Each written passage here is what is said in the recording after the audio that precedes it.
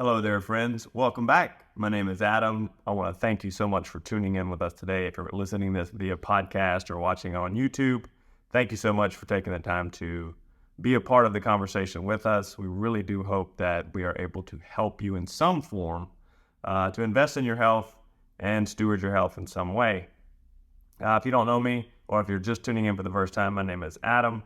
I'm a personal trainer, functional nutritionist, and a pastor.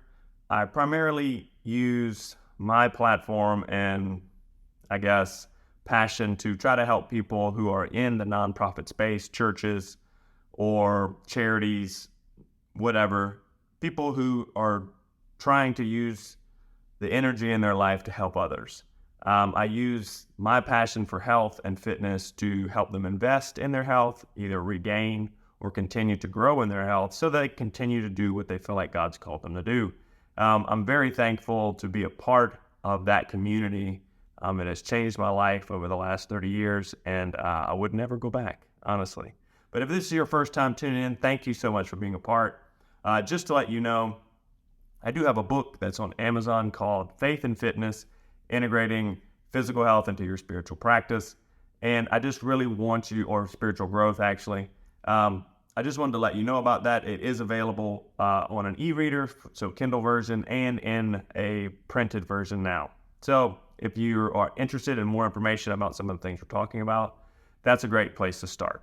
Also, my website is adambraud.com. There's some good information there. We are doing a little work on it. We're updating some of the things, and you know how it is. You're always in the move, in the middle of trying to get better. So we are doing our best. So hopefully you enjoy it. So today I just really want to talk about a subject that is very integral to what I see as my calling. If you notice here, I just noticed I have a big, bruise under my eye right there. So I just noticed that. But that's from jiu-jitsu. I think I took a little elbow to the eye. They call it the gentle art, though it is not gentle, especially if you practice it a lot. So sorry for that, and sorry for getting distracted. My ADD just really punched in there. But today I want to talk about a subject that is really dear to my heart, and it's just stewarding your health. What does that mean? I spoke recently at a retreat of sorts down in swampy Louisiana, where I am from. There's no better place to be from. I love Louisiana. I love the people, love the culture, love the food. I wish the food was healthier. It's not. So I don't eat it as much as I probably could or would want to. But I do eat it as often as I can. And I tell people all the time, if you are somewhere above I-10, I don't want to eat gumbo at your house. I don't want to. If you were raised above I-10, we don't want your gumbo. I'm just joking. There are plenty of people who make a great gumbo. I've had some pretty good gumbo in Maryland, honestly, with a friend of mine who makes a pretty good cook. But for the most part, the best gumbo in town is at my house. So there it is. Anyway, we're going to be talking about stewarding our health, and what does that mean? I spoke recently at a retreat that was focused around wellness and health, and this is basically one of the messages that I spoke. So I really want to try to dive into that briefly. I'm going to try to keep it relatively short. But for the most part, if you're tuning into a podcast, you're watching this on YouTube, you can always come back to it. So, stewardship. So stewardship, what is the definition of stewardship? Stewardship, and you're gonna see me kind of looking to the side if you're watching via video, because I am reading notes. I want to make sure that I cover all the details. I don't want to try to do this from memory, though that could be fun. I'm just joking. Stewardship is the careful and responsible management of something entrusted to one's care. Okay, that's according to the dictionary. Yes, you can Google. If you know how to Google, you can find lots of answers. I recently had somebody who was trying to dissuade me of a certain point about health. When you get into the comments is a war zone on any platform at this point. I tell you, I'll warn you against getting into the comments and trying to be right in any way. The best thing you can do in the comments is either spectate or do your best to be civil. That's all you can really do. But this person was using Google to try to dissuade me. And I was like, hey, I know how to Google too. You know what I mean? It's not like a secret weapon that only you know about. But Google can really help you. But if we type it in and we figure out what is stewardship, stewardship is the careful and responsible management of something entrusted to one's care. So the words careful and responsible there are great words to see. They're great words that many of us will latch on to, right? Careful and responsible. What does that mean? Those, I tell people all the time, you make it sound like you talk to people all the time and you say these things, but you don't. I guess I frequently say words are simply containers of meaning. So it's like it's a glass that's empty and you fill that word with its meaning. Now, sometimes people try to make up words, but how we define certain things is very important. Careful and responsible. Okay, those are the two words that stick out there. But behind that, there's a presupposition. There's a presupposition that there is value. There's value in the thing that has been handed over. So if I'm going to be a steward of something, that thing that is being stewarded, the idea there is there's something valuable. It has worth. So if we're thinking about this, when it comes to being a steward of your health, the first thing we have to come to terms with is that we have been giving something worth stewarding and caring for. We need to understand that the life you've been given, the health, the interactions with other people, your very consciousness, your ability to be on this planet alive and thinking is of value. There's a lot of things going on around in the world today that would try to challenge the value of some people over others. There's a lot going on politically. Not that I don't like to get into a lot of political stuff, but there seems to be in the pursuit of trying to show value to one group, other groups are devalued or even demonized in some ways. So we have to we have to pay attention to where we lay value. And when it comes to our health, the first thing we have to do is realize you are valuable. Your presence on this planet is valuable.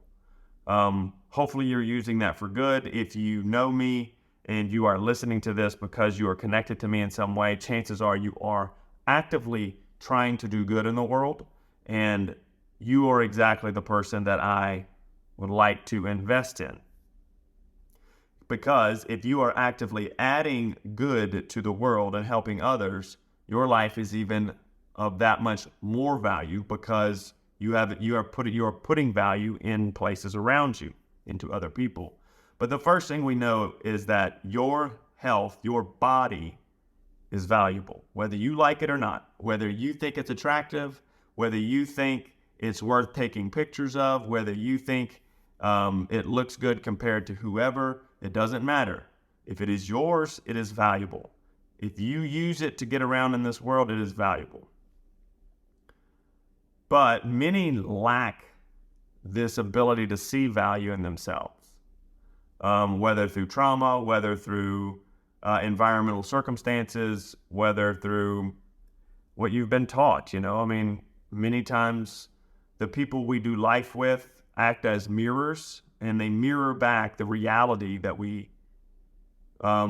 they mirror back what we see ourselves as. So if the people who are in your life are broken and cracked, they are going to mirror back a distorted image of who you are. So many of us, through no fault of our own, and some through our own faults, we lack this ability to see value in our lives. 2 out of 3 people, this is a little funny study to give you an example of value. 2 out of 3 people take better care of their pets than they do themselves. They will regularly give their pets their medication on a schedule more than they will give themselves medication on the schedule that is required. That was from an article from a place called Study Finds, okay? Now, whether that is statistically significant, I don't know. But I would say if you ask the average pet owner, they're much more diligent in taking care of the pet than they are in doing what's required to take care of themselves. So that's just a quirky way of saying sometimes we need to try to value our health a little more. So the question is why? Why do we do this? We value life of a pet, but not over ourselves, right? We care for that which you find valuable. If something is valuable to you, you care for it. I've never seen anybody really buy a new car and then treat it like an old car immediately. Why? Because the price tag and the new signing on the dot reiterated the value of the vehicle to them. Okay? The note every month reiterates the value of the vehicle every month to them. So we need to understand that you have a value. You have a value and it needs to be taken care of. Like it needs to be invested in. Let's do a little thought experiment here. And some people may want to argue with this, but that's fine. I read a really cool article, and it's by a scientist who tried to put into numbers the chances of you or I being here on Earth. Okay, and this is kind of interesting. The odds. So we got to start kind of funny here. Okay. The odds that your mom and dad would even meet, okay, is about 1 in 20,000, okay? We have to multiply that by the chance they stay together long enough to conceive you. That's about 1 in 2,000, okay? That's a multiplication factor, okay? And then what do we get when we multiply that? We get about 1 in 40 million, okay? There's a 1 in 40 million chance that you should be here just now, okay? That's only if we say, hey, what are the chances that your mom and dad met, and what are the chances they stayed long enough together to conceive you? 1 in 40 million. That's about the population of California.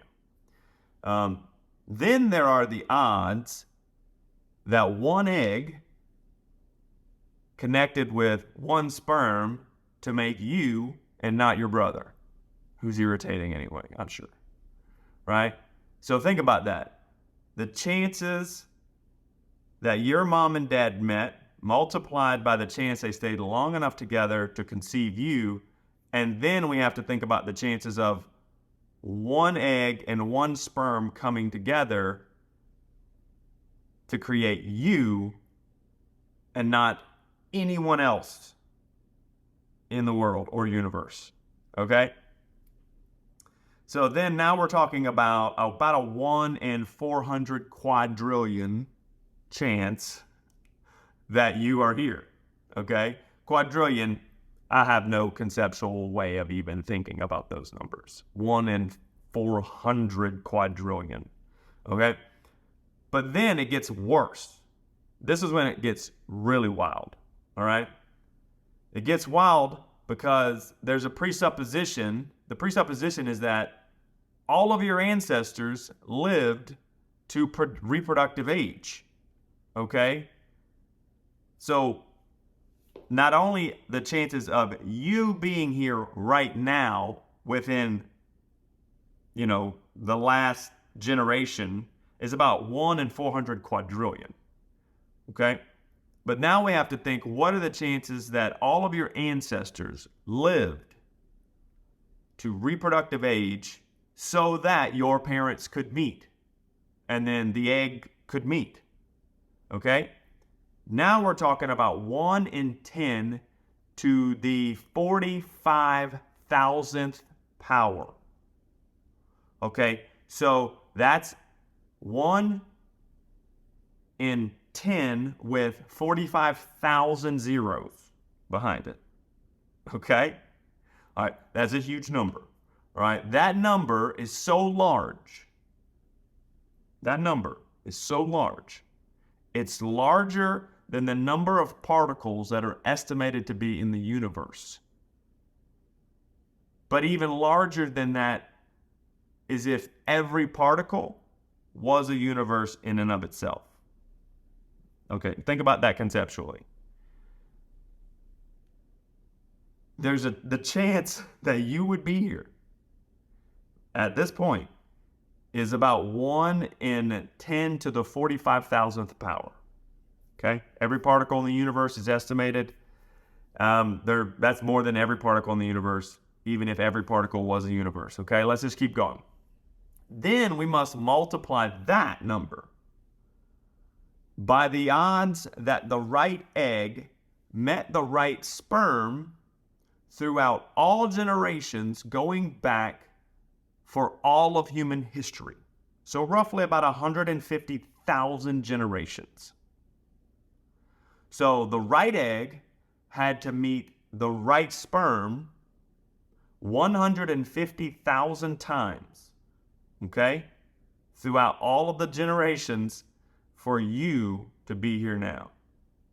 So that number now, because now we're going to multiply the 1 with 10 to the 45,000 zeros, we're going to multiply that and we get 1 to the 10 with 2,685,000 zeros behind it.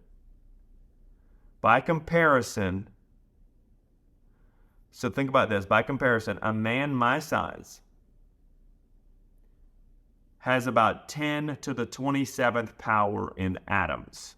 Let's just say, like the number of atoms that make me up is about 10 to the 27th power. So that's a 10 with 27 zeros. Okay? The Earth is about 10 with 50 zeros in numbers of atoms. The universe is about 10 to the 80th. Okay? To think of this number is for the probability of, let's say, 2 million people in San Diego getting together to play dice. All 2 million people are playing with dice that are not 6-sided, but they're 1 trillion-sided dice. Okay? So think about that. Basically a smooth ball. Because once you put that many sides, it's a golf ball at that point. With a trillion sides. Trillion little dimples. And then they all roll these trillion-sided dice. All 2 million people roll these trillion-sided dice. And they all land on the same number. According to these scientists, that is the statistical chance that you should be here right now. There's a greater chance that you would never exist than that you would. Okay? So let me just say something. If you are alive to hear this right now, based on these numbers, whether they're accurate or not, whether they're like to the right decimal point or to the right power, doesn't matter. We're talking about numbers on a scale. We're talking about odds on a scale that are unfathomable. So if you're listening to this right now and you're alive and you have breath in your lungs and you're able to actively move around and make change in your life, you are a miracle.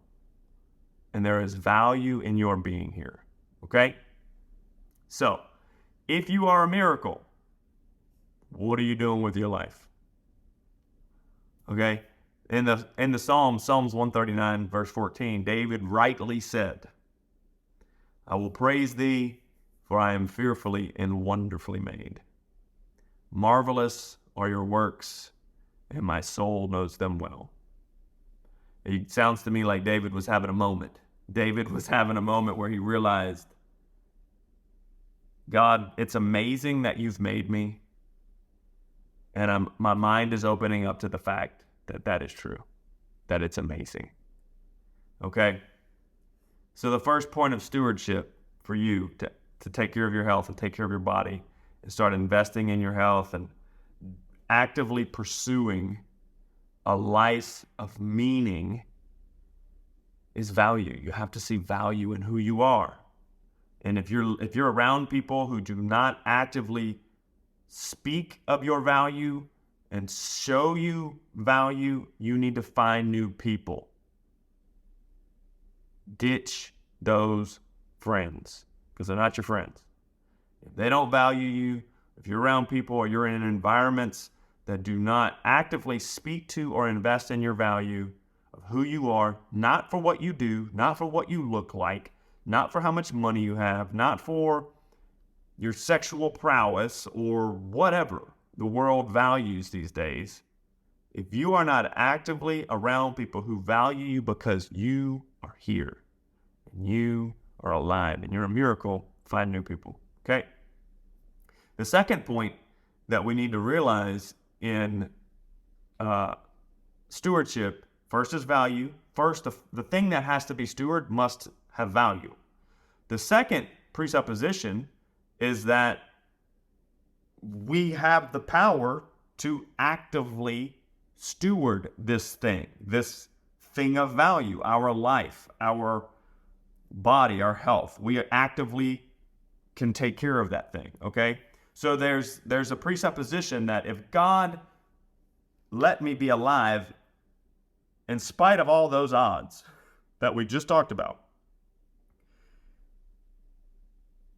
he trusted that you could do this. And he put things in place to make sure that you could. Okay? So you are empowered. I don't want to belabor this point, but we are entrusted with this life. Yes, we will mess it up. That's what grace is for. Okay? We will lose sight of things from time to time. Yes, we will have to recenter. Yes, we're going to screw things up. It's okay. But we were entrusted with this life and given real power to influence certain outcomes. Our health is one of the few things that we really have the direct ability to influence. You have the ability. The information is at your fingertips. And you have access to people, places, and equipment to make that a reality. To make health, to make longevity, to make your life healthier. It is at your fingertips. Okay, you have the power to do it. The next thing is we have this value. We know we can change things, but do you have a vision for it? You need to have vision. We steward a thing of value, and we are empowered to do so. But to what end? Where are we going? Why are we doing this? What is the purpose and the end goal? My good friend, Dr. Andy Yarbrough, you can follow him on Instagram. I think it's at MyWellCo. You can just type in Andy Yarbrough as well, and it will come up. Great content, good friend, godly man, clinical psychologist, loves to help people, loves to walk through meaning and purpose and mission and wellness and health. They're incredible. He and his wife, Mel, incredible people, honestly. There's very few people who I genuinely just connect with, and they are some of them. Okay? He identifies... He talks a lot about self-leadership, which stewardship is a form of self-leadership, honestly. And he has a great framework for motivation that I have found very useful. And we're going to be, by the time I've recorded this, we should have the interview that I did with him talking about motivation. It should be up in video form and on the podcast. So be sure to check that out. If you are listening to this, you can go back and check those out. But the first step in his framework for motivation is purpose, vision, identity, and mission. Okay, one of those. There's this thing, this purpose, and this vision that has to be preeminent above just having motivation. Okay? So we're talking about vision, of course, in this particular moment. Vision and purpose. Okay? So it's one thing to know I have value. It's another thing to know that I can do something about my life and my circumstances, my health. But the motivation for that will come and go. So we have to attach this change, this health, this investment, this purpose. We have to attach it to something greater than just our feelings or cutting the grass with my shirt off. Every dad wants to do that. Like, I'm gonna be honest, like, I love my neighborhood, man, but these are my streets. I'm letting every dad know, these are my streets. You just live here. So I'm trying to be fit. I'm out here. I cut the grass with my shirt off. I'm lifting weights in my garage. So there's a little bit of like dad flex going on. Every dad wants to do it. It's okay, but it's not enough. That's not enough to keep you going when times get dark. That's not enough to keep you investing in your health when crap really hits the fan and you want to do anything but keep moving forward in certain areas. Okay, so we have to attach this motivation to a purpose, this drive to a purpose. All right? Why are we working to be healthy? What is the purpose of it? What is the real reason we're taking time to invest in our health? We have to attach it to something greater. So I usually find it easiest to, if you can think about what are the things people call you in life, right? Not ugly or sexy, none of that. What are the labels people give you? Because the labels that people you love give you have meaning, okay? So dad, mom, father, mother, husband, pastor, son, daughter, worship leader, mentor, friend, lover, confidant, compatriot, teammate. Those are the things, those labels are true meanings and purpose, okay? And those are much higher than just motivation for vanity's sake. So some of us, let's say for me in particular, I'm a dad, I'm a husband, I'm a son, I'm a good friend, I am a pastor, and I'm a coach. Okay? Those are the reasons I invest in my health. So I can be a better dad. So I can be a strong dad. So I can model that for my daughter. For my wife, I want to be strong. If I need to carry her somewhere, literally physically carry her, I can do that. If something happens and I need to protect my family, I will be physically capable of protecting my family, whether it be through violence or whether it be through, fleeing an action or sacrificing myself. I have the ability to do those things. I'm physically capable, okay? As a son, I want to be able to take care of my parents. My parents are in their 70s now. My mom just had her birthday. They're not getting younger. They are getting more frail, and that's okay, but that's the thing of life. But I want to be strong enough to take care of them. For the people that look to me to help lead them in health and in the church world, I want to be healthy so I can give a good example. Albert Schweitzer said example is not the most important thing. It's the only thing that people pay attention to. Don't care what you say. Nobody cares what you say. Nobody cares what you posted. People care what you do and what you do in their life. Example is everything. Okay? So investing in your health needs to be attached to some of these labels in your life. Okay? I'm reading here, so bear with me. We steward our health to prolong the time we can do the things God has called us to do. Vanity can be a part of that. Everybody wants to look good. Everybody wants to feel good. Those are tangible pluses, right? If you're married and your significant other, your spouse finds you physically attractive and wants to spend intimate time with you, that is a plus. If you are unhealthy and your current physical state makes intimacy with your partner difficult, well, then we know on the list of purpose, we need to attach our health to getting healthy so that we can have healthy connection with our partner. Some people will call that vain. Some people will call that, whatever, it doesn't matter.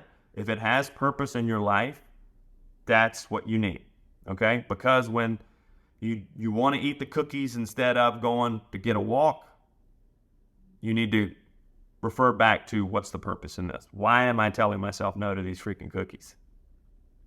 And not all cookies are bad. I'm just going to be honest. The all or nothing mentality is not health. Health is a skill. It's how to navigate through life so that you end up in a healthy place, not black and white thinking so that you end up having no fun. That's not the point, okay? So we'll get into that more as we continue with our podcast. So we're talking here, the purpose, that thing that you're connected to. Once you have that connection, now you can create a vision for where you want to go and want to be in the future. Okay? Vision can be defined as your imagined future, where or who you would like to be in a certain time frame. Or it can be an ongoing journey with no destination. But what does a vision give us? Once I have a purpose, once I see the value, I accept the fact that I have power to change things, I attach my meaning to a purpose, I attach the meaning of this journey, this endeavor, this health endeavor, to a purpose of who I am and what I want to do in this world. Once I have that, I can create a vision for where I want to go. But what does a vision give us? If you look in, I like this one scripture, Proverbs chapter 29, verse 18. It says, where there is no vision, the people cast off restraint, but blessed is he who heeds wisdom's instruction. Okay, so if we look here, it says that without vision, people have no restraint. There's no boundary. There's no lane. And people just go wherever they want. And this is how most of us live, because we have no vision for where we want to be. We just meander through life. We float through life. I feel like for a huge portion of my life, I just floated through it without a vision for where I wanted to be. I feel that I'm now on that path. I have a vision for where I want to be, and I'm going. And because I have that vision, it gives me parameters. It gives me vision. It gives me boundaries, like a bowling lane. Like I'm bowling, but obviously I got to stay out of this gutter and I got to stay out of that gutter. Those gutters give me parameters, and they help create accuracy and directionality. Okay? So if we think of this in terms of bowling, we're aiming towards a goal. There's a path that we must follow. It is wide enough to navigate rather loosely, but it always trends in the right direction, and it has constraints. A vision for our health creates a path, and that path and long-term goal inherently requires some restraint. A path has parts to it. Start. We're all starting somewhere. It has an end point. We're all headed there one way or the other. So we're all starting and we're all ending in roughly the same place, okay? But the middle is where most of us get lost, confused, distracted. The middle is where life happens. Kids, jobs, pets, schools, bills, debt. Your weird cousin drinking in the Walmart parking lot. Like, we're all in the middle right now. And this is where it gets messy. Okay, when all the stuff starts happening. That's why we have to attach this vision to a purpose. It has to be higher than the crazy that's going to be around me. And it's got to be strong enough to hold me, even though crap is going nuts, especially in the country and inflation and everything else that is pouring through your phone to make you afraid to live. Right? So you got to have a vision. What is your vision? Where are you headed? And what are the constraints that vision gives you? Right? If I want to be as healthy as I can by the time I'm 80, one of my vision points is like when I'm 80 years old, I'm a black belt in jiu-jitsu. I want to still be able to spar, relatively competitively for my age at 80 years old. I want to be able to not hang with, not beat up, but I want to be able to be relatively competitive with people 20, 30, 40 years younger than me. I want them, when they're done sparring with me, to be like, that's the baddest old man I've been around. Okay? That's one of my visions. How do I do that? Start today, and I keep training. I don't train as much as many people, but I train more than most. And I train in a consistent, consecutive way so that I have longevity. I'm 46 years old. I've got a lot of time till I'm 80, but I'm going every week, every month.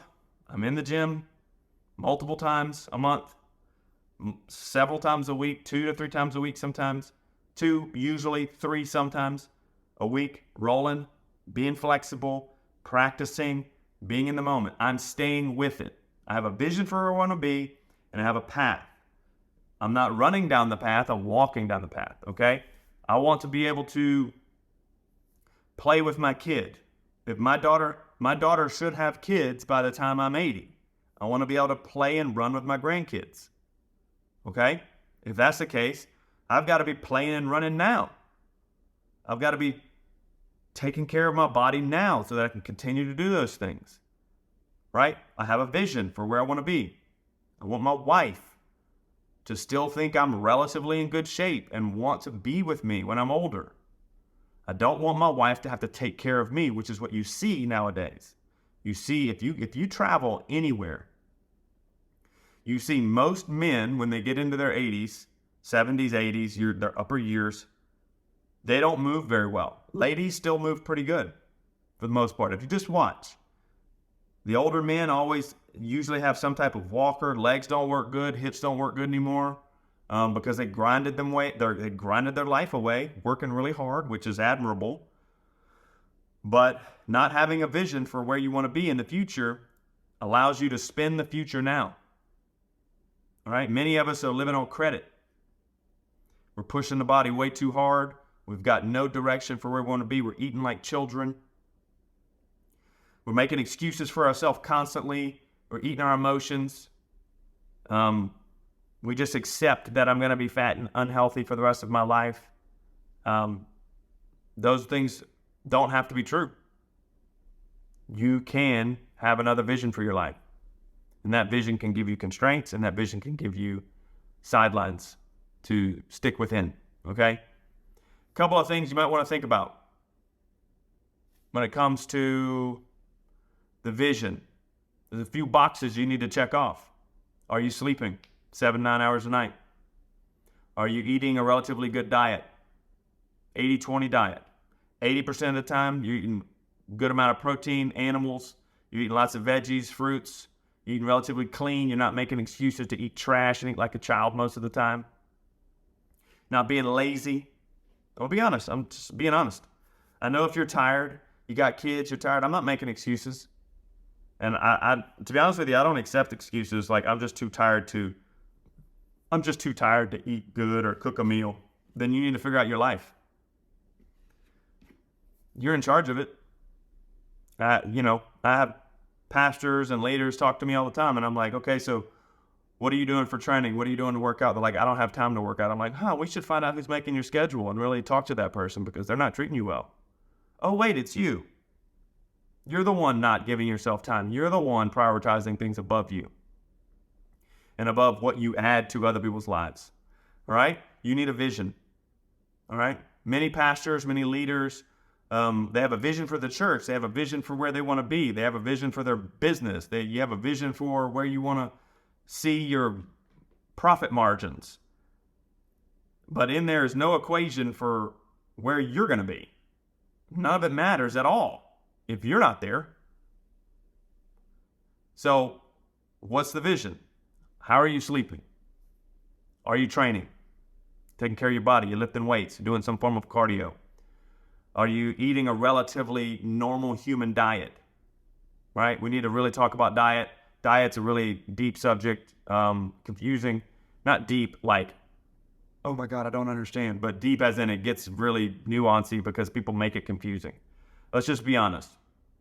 Nowadays, if you eat steak, eggs, and butter, people think you're going to die. Nobody questions whether that gallon of chocolate milk and Oreos is going to kill you. So don't go based off what most people do, okay? This is what I tell people. If your diet should consist mostly of things that walked on the earth at one point or swam in the sea, the things you eat should come out of the ground or off a tree, mostly. If it has water, you can drink it. But if it comes in a box, for the most part, you need to limit it. If it didn't grow that way, or if it was made in a factory, or it's just highly processed foods, you should limit it significantly. Am I saying no to eating it? No. Is it going to kill you? No. In excess, yes, it will kill you. Okay? You need to be eating foods that humans eat, not a bunch of pellets. Most of the food that we eat is like dog food, right? Like, look at dog food and ask yourself, is this what dogs are supposed to be eating? A bunch of like antelope pellet looking things, like little tablets of crushed together garbage that is just leftovers from some other processing plant. Dogs aren't supposed to eat that. I don't care what anybody says. And half the food we eat is just that. All your crackers and your cookies that you buy from stores that you didn't make. You know, your granola bars, your cereals, all this other garbage. It's just a bunch of trash shoved together. It's just fodder. It's just garbage to go through your colon. That is it. And to pull money out of your pocket. It does not serve a purpose for you. All it does is hurt you. Okay? So, if you have a vision for your health, that vision will include eating properly. It has to. It must. Okay? You need to be getting in the sun regularly. Get vitamin D. Supplement it if you don't have it. You need to be touching the ground with your feet or your body. That's why people are always happier when they spend time outside in the woods. That's why guys will regularly go into the woods and spend hours by themselves and come back feeling better. Why? It's not because they just avoided their wife for the last 4 hours. It's because they were in nature. Maybe your wife, maybe for some of us, it might be, you know. You're like, fish don't talk back. You know what I'm saying? The deer don't yell at me. Okay, I get it. Some guys, that might be the case. But for the most part, you feel better because you're in nature. All right? We talked about sleep, movement. Are you moving? Are you walking? Or are you just a big lump? You need to move. Your body's built for moving. Where did God put Adam? Put him in a garden. What did he do? Gave him work to do. Gave him a job to do. What was that job? I need you to take care of all this, all these trees. I need you to care for all these animals. You're going to be naming stuff. You're going to be learning things. He's moving all day. He's in the sun. He's touching the ground. He's picking up sticks or whatever. He's climbing trees. He's active. All right? Whether you believe in Adam and Eve or not, I don't care. But we all can agree that the normal human state is that you need to be exerting yourself in some way. Sitting like a lump on a log all day on a couch or in a chair behind a computer and thinking and wondering why you're not healthy is literally covering your eyes to the truth. You know exactly why you're not healthy. It's because you're not investing in your health. All right? You're not living a normal life. You need to be resistance training. You need to build some muscles. Muscles are good. Strong people are harder to kill and just more useful in general. Right? There's no glory in being weak. I don't understand. There's no honor in not being able to move your body. Right? Sorry, I'm going through my notes here. But we do want to avoid extremes in all these cases. We want to avoid extremes. We don't want to go too hard, but we don't want to go so hard into the health range that we're no longer healthy. Like we're exercising ourselves to death and we're so strict on our diet that we don't have community with people anymore. But we also don't want to be so lazy and unattached to it that we let our health slip, okay? We have to find that middle path, and stay within those boundaries, all right? If we look at 1 Corinthians 9, 24 through 27, I'm going to read it real quickly. It says, "Do you not know that in a race all the runners run, but only one receives the prize? So run that you may obtain the prize." So each Every athlete exercises self-control in all things. They do not receive a perishable wreath. They do it to receive a perishable wreath. Okay, so they're doing it for a gift. Athletes are doing this for a medal that doesn't mean anything. But we, as believers, as people, we are doing it for a higher purpose, one that is imperishable, one that does not fade away. So do not run aimlessly. Have a vision. I do not box as one who is beating the air, but I discipline my body and keep it under control, lest after preaching to others, I myself should be disqualified. Many of us believers, many of us pastors and leaders, CEOs, we're over here talking about discipline, we're talking about growth, we're talking about these things, and people look at us and we are disqualified from even the words we are saying. We disqualify ourselves by our habits. We disqualify ourselves by the way we treat our own bodies. We disqualify ourselves because we don't have a vision for where we're going. Okay? Billy Graham, I'm going to end here. Billy Graham, who everybody should know. So my pastor, Pastor Gino, back in the day, I worked for Pastor Gino for many years. He's still close to my family. If you don't know Pastor Dino Rizzo, he's with ARC. He's with Church of the Highlands out of Alabama. Great church, great people. He met with Brother Billy Graham before he passed away. And when he visited him, one of the things he talks about is how Brother Billy Graham said one of his few regrets in life is that he wished he'd have read his Bible more, which God help us all. If he's wishing he read his Bible more, then I'm like a freaking first grader over here. He wished he read his Bible more, and he wished he took care of his body better. So he could have stayed in the fight longer. He could have kept doing what God was asking him longer, because he deteriorated pretty fast at the end there. But he kind of did what most of us do nowadays. We have this marginal decade, where this last 10 years, where we just exist but not thrive. Medicine keeps us alive, but we're still deteriorating. We're not really able to do anything for ourselves. This is what most people are looking forward to these days. But if we stay in the fight, if we take care of ourselves long enough, if we take better care of ourselves, that marginal decade can be cut down pretty severely. We can have much more strength and ability in our later years. So let me tell you, you don't have to be an expert to start today, but you do need to be humble enough to try. Okay? So if that's you, if you're a pastor or a leader or a mom or a dad, and you find yourself with lacking vision, lacking understanding, feeling the value of who you are and what place you have in this world, let me tell you, you are valuable. You have a purpose.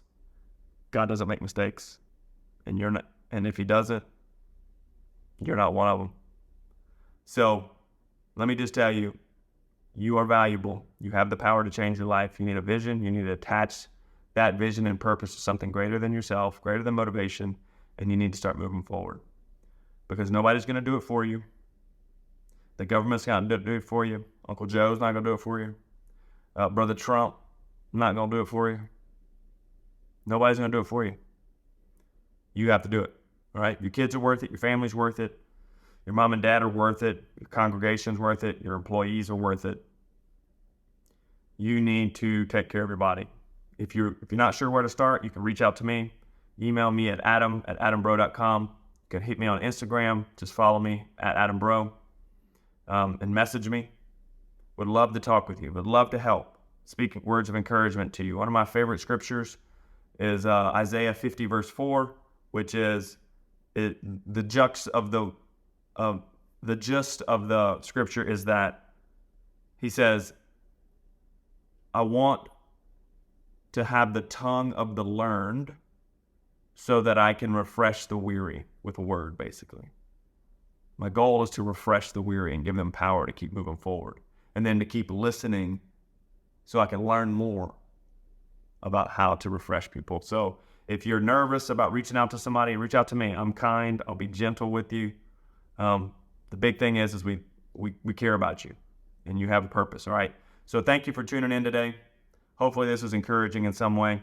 And I hope to hear from you soon. God bless.